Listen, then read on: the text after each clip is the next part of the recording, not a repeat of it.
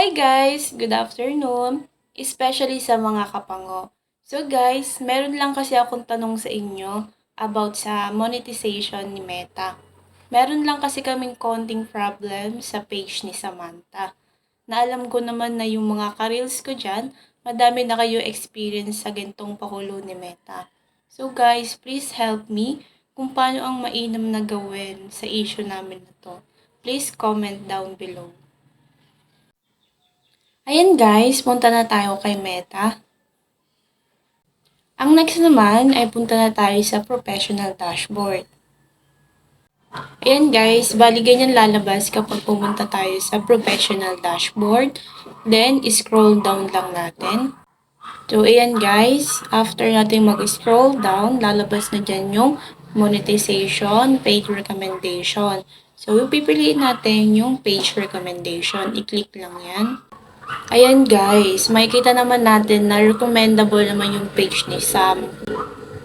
Then, pupunta tayo ngayon sa page status.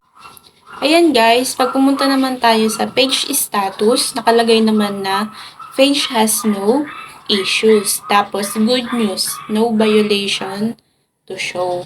Kaya nagulat naman ako nung nakita ko na may issue yung page ni Sam. So, ngayon, punta na tayo sa monetization ulit. Ayan guys, pagpunta naman natin sa monetization, lalabas naman na no monetization violation.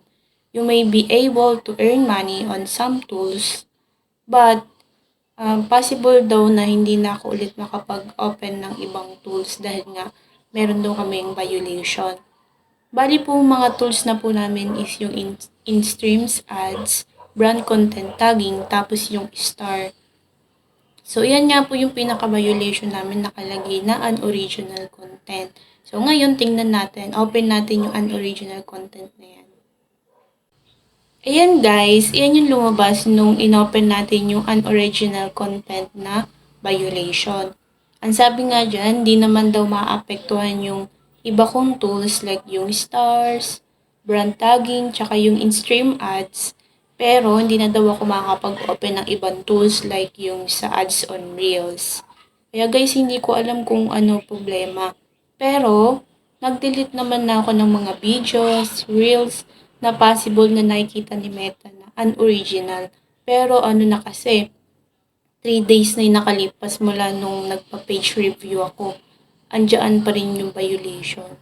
Kaya guys, please help me kung anong magandang gawin. Kasi sayang naman, di ba? Andito na tayo. So, okay lang kahit magbura tayo ng mga videos, mawala lang yung violation na yan. So, yun lang po guys. So, sana po matulungan niyo po kami sa problem namin. Thank you so much in advance guys. Thank you for watching. Bye!